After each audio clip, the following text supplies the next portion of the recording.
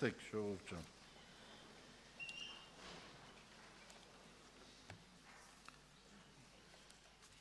Ես ուզում եմ Տիրոջ օգնությամբ ժողովուրդ ջան կարդալ Մատթեոս ավետարանից 9-րդ գլուխ 9-րդ խոսքից։ Հիսուս անկի առաջ երթալով մարդ մտեցավ Մատթեոս անունով, որ մաքս ընդունելու տեղը նստել էր։ Ըսավ անոր. «Ետևիս եկուր», անալ ելավ անոր ետևեն գնաց։ Տունը սեղան նստած ատենը ահա ուրիշ շատ մաքսավորներ եւ մեղավորներ եկած ու սեղանը նստած էին Հիսուսի եւ անոր աշակերտներու հետ։ Փարիսեցիները երբ տեսան, ըսին անոր աշակերտներուն. «Ինչու ձեր վարդապետը մաքսավորներու ու մեղավորներու հետ կուտե»։ Հիսուս երբ լսեց, ըսավ անոնց. «Առողջներուն բժիշկ պետք չէ, հապա հիվանդներուն, գացեք, սորվեցեք, թե ինչ է այս խոսքը, ողորմություն կուզեմ ու ոչ թե զոհ, վասնզի ես արդարները կանչելու չեկա, հապա մեղավորները ապաշխարության»։ Այս խոսքը, որ մենք կարդում ենք ժողովուրդ ջան, Հիսուս այս խոսքը նաև գրված է Ովսեի մարգարության մեջ։ Ողորմություն կուզեմ ու ոչ թե զոհ։ Եվ այստեղ հետաքրքիր է, եթե մենք նայում ենք ավետարանների մեջ, Ղուկաս ավետարանի մեջ էլի տենց օրինակ կա, երբ որ Զաքեոսի տունը մտավ, չէ, էլի մարդիկ տեսան, որ Զաքեոսը որպես մեղավոր մարդ եւ ժողովուրդը նայում էին ու աշակերտներին ասում էին. «Ինչի ձեր վարդապետը մեղավորների հետ է հաց ուտում»։ Ճիշտ է, կարծես թե մի տեսակ այնպեսի մի խոսք կա, որ փարիսեցիները, չէ, այդ դպիրները նախանձավոր էին Աստծո օրենքներին, Աստծո սրբությանը ու կարծես թե տեսնում էին ինչ որ մի խախտում է տեղի ունեցել։ Հիսուսը, որ վարդապետ էին ընդունում որպես եւ աշակերտներն էլ Հիսուսից սովորում էին, իրանք տեսնում էին, որ այս մարդը թեպետ եւ վարդապետ է սովորեցնում է, բայց մեղավորների հետ նստել հաց է ուտում, ժողովուրդ ջան։ Ըստ իրենց կարծիքի Հիսուսը պետք է մերժեր այդ մեղավորներին, բայց հետաքրքիր մի խոսք է ասում, չէ, գնացեք, սորվեցեք, թե ինչ է այս խոսքը, ողորմություն կուզեմ եւ ոչ թե զոհ։ Երբ որ մենք կարդում ենք Մատթեոս ավետարանի 23 գլխում, 23 գլխի 23 խոսքն է, երբ որ Հիսուսը հանդիմանում է փարիսեցիներին, դպիրներին, նույնիսկ այստեղ քանի անգամ վայ ասում, վայ ձեզի կեղծավոր դպիրներ ու փարիսեցիներ, որ որբևարիներուն տունը կուտեք ու մարդոց երևնալու համար աղոթքներ կերկնցնեք, այդ վայերից հետո 23 խոսքում հետևյալ խոսքն է ասում. «Վայ ձեզի կեղծավոր դպիրներ ու փարիսեցիներ, որ անանուխի, սամիթի եւ չամանի տասանորդը կվճարեք ու գձգեք օրենքի ծանր բաները, դատաստանը եւ ողորմությունը ու հավատքը, ասոնք պետք է ընեիք ու զանոնք չձգեիք»։ Թարգմանություն կա, ստե դատաստանը ասում, թարգմանություն կա ասում է արդարությունը։ Ու հետաքրքիր մի բան է, Հիսուսը ասենք ինչ էր տեսնում, ժողովուրդ ջան։ Հիսուսը տեսնում էր, որ Իսրայել ժողովրդի մեջ, որ ունեին օրենքները, կանոնները, պատվիրանքները, չէ, Աստված ինչի համար էր տվել այդ Իսրայել ժողովրդին, որպեսի այս ժողովուրդը որպես Աստծո ժողովուրդ համարվող ավելի մոտենային Տիրոջը, որպեսի իրենց կյանքը իրականում փոխվեր, այդ ամեն ինչը դրա համար էր, բայց իրանք ավելի շատ ոնց որ ուշադրություն էին դարձնում այդ զոհաբերությունների վրայով, որտեղ ստեղ հստակ ասում է, չէ, ասում է, որ անանուխի, սամիթի եւ չամանի տասանորդը կվճարեք, կարծես թե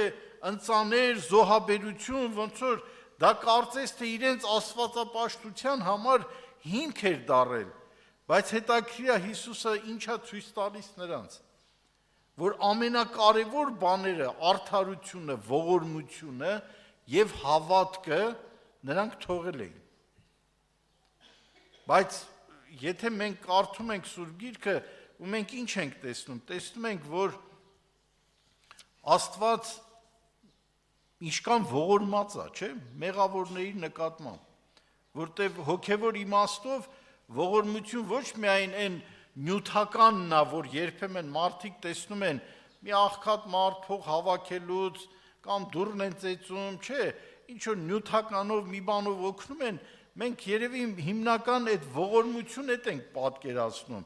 բայց դրանից ավելի բաներ կա, չէ,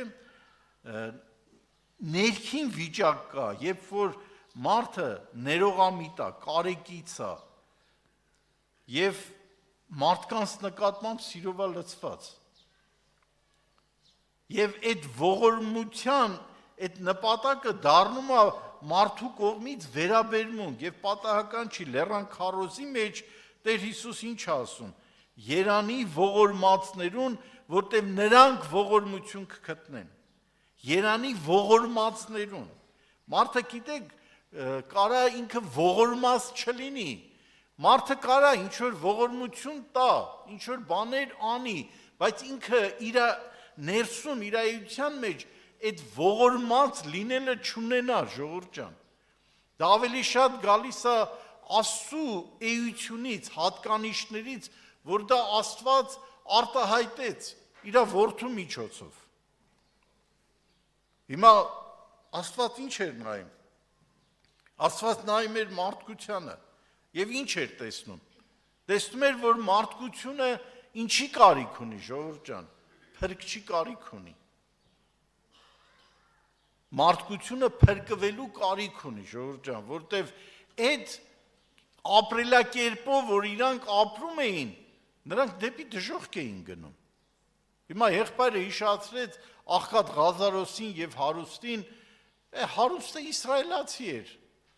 Ինքը հարստություն ուներ, ամեն օր ճոխ գերուխում էր կազմակերպում, թանկարժեք հագուստներ էր հագնում, չէ, բայց հետագայում մենք տեսնում ենք արդյունքը ինչ եղավ, երբ որ մահացավ, ինքը դժոխքում էր գտնվում։ Բայց հետաքրքիր է, հեչ իր գութը չէր շարժվում,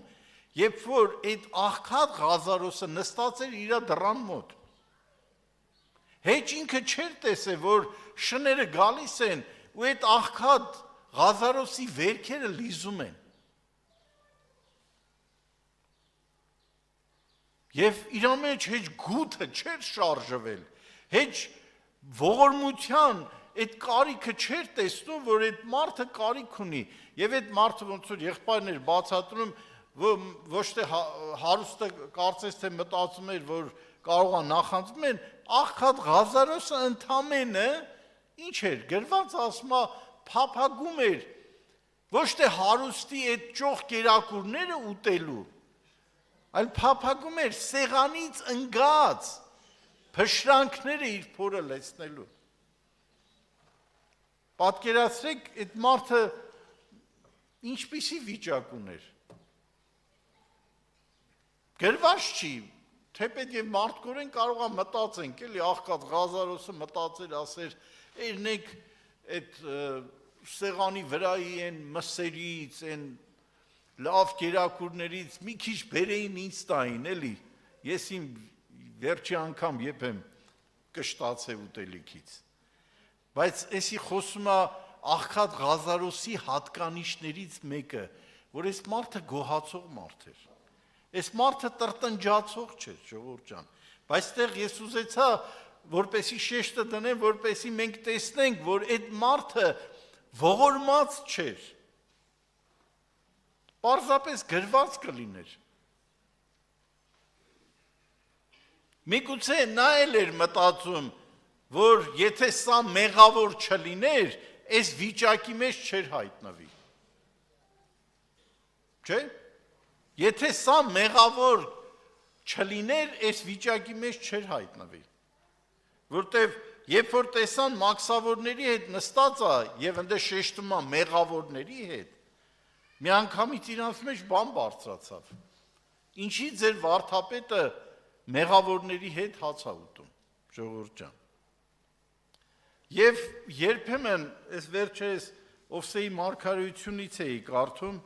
մինենց հետաքրքիր տեղ կա, ուրեմն Ովսեի մեջ այսպեսի խոսք է ասում։ Էդի ուրեմն այն, որ ասեցի, որ Հիսուսն ասում է գնացեք սովորեք, ողորմություն կուզեմ եւ ոչ թե զոհ, այդ խոսքը Ովսեի մարգարեության մեջ 6-րդ գլխի մեջ կա գրված։ Բայց միջև այդ 6-րդ խոսքը մի հետաքրքիր խոսք է, ասում է քեզ ինչ անեմ, ով Եփրեմ, քեզ ինչ անեմ, ով Հուդա, վասնզի ձեր բարությունը առավոտյան ամպին պես ու շուտով ցնդող ցողի պես է։ Հետաքրքիր է, չէ՞, սովորաբար մարդուն ինքը թվում է, որ ինքը շատ բարի մարդ է։ Հələ քիշեք այն տեղը, երբ որ Հիսուսին այն հարուստ պատանին մոտեցավ, ասեց բարի վարդապետ, Հիսուսն ինչ ասեց. մեկ այն զատ բարի չկա, որ է Աստված։ Ոստեղ Աստված խոսում է ցույց տալով, որ ձեր բարությունը շուտով ցնդող ցողի պես է։ Իրոք տենց է, չէ՞, որ մտածում ես մարդը կարող է ինչ-որ իրան բարի կերպարանք ընդունի մի հատ, ինչ-որ մեկին օգնած լինի, ինքը շատ բարի է ու հանգարց այդ մեկը, որ իրան ինչ-որ մերժի, ինչ-որ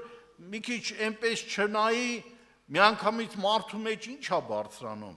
Ասում է ապերախտ է, չգնահատեց իմ արածները, չէ, այդպես ասում են, չէ, կիսուներ էլ կան, հարցներին են ասում։ Բայց հետաքրքիր է, Աստվածաշունչը ներկայացնում է, որ շուտ ցնդող ցողի պես է այդ բարությունը, ժողովուրդ ջան։ Իրոք ցնդում է մի տեսակ։ Ու դրանից հետո ասում է ասոր համար մարգարեներուն ձեռքով զանոնք կոտրեցի, բերնիս խոսքերով զանոնք մերցուցի, որպեսի իմ դատաստաններս լույսի պես ելնեն, քանզի ես ողորմություն կուզեմ եւ ոչ թե զոհ, ու ողջակեզներն ալ ավելի Աստծո գիտությունը։ Ու ողջակեզներեն ավելի Աստծո գիտությունը։ Ժողովուրդ ջան, Աստված թող օգնի մեզ, որպեսզի մենք կարողանանք տեսնել այդ ողորմած լինելը ինչպիսին է։ Դա իրոք, որ նայում ես Աստծո հատկանիշներից որոշ բաներ կա, երբ որ մենք կարդում ենք Ղուկաս 6-րդ գլուխ 36 խոսքը,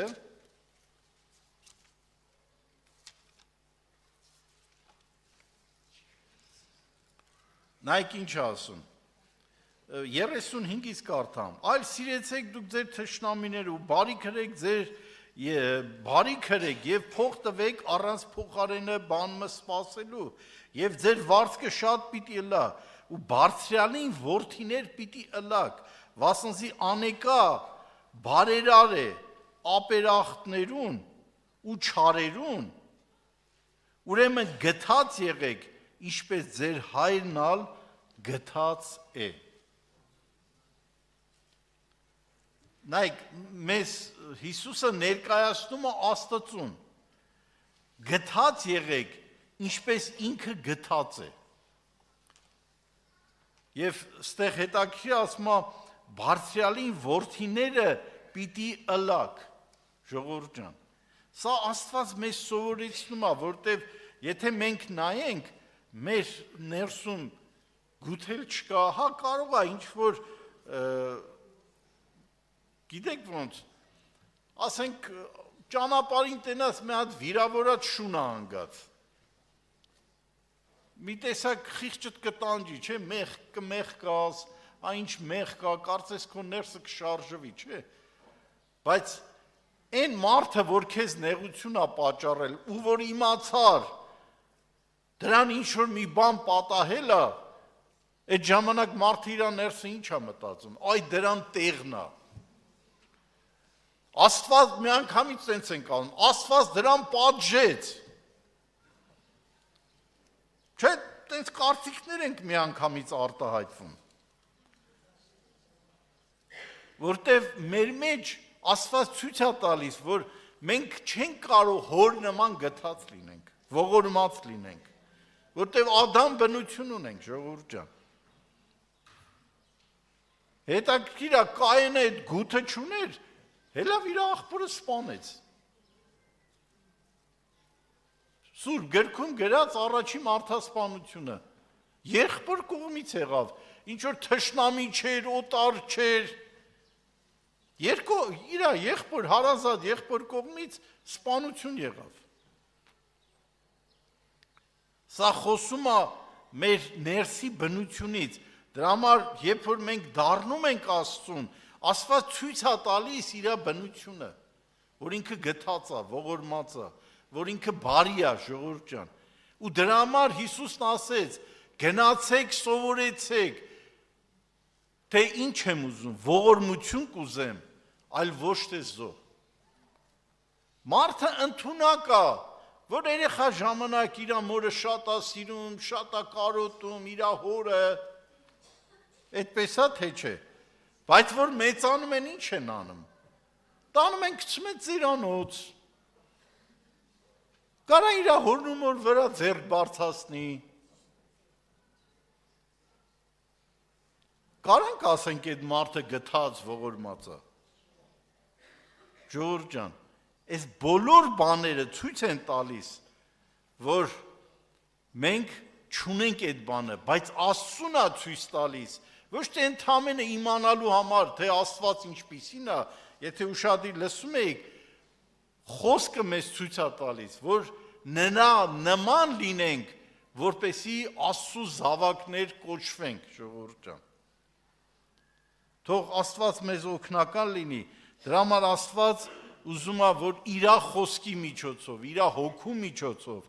մենք վերստին ծնունդ ստանանք, որպեսզի մեր ներսի բնությունը, Ադամ բնությունը փոխվի եւ ունենանք Քրիստոսի միտքը։ Թող Տիրոջ անունը փառավորվի, ամեն։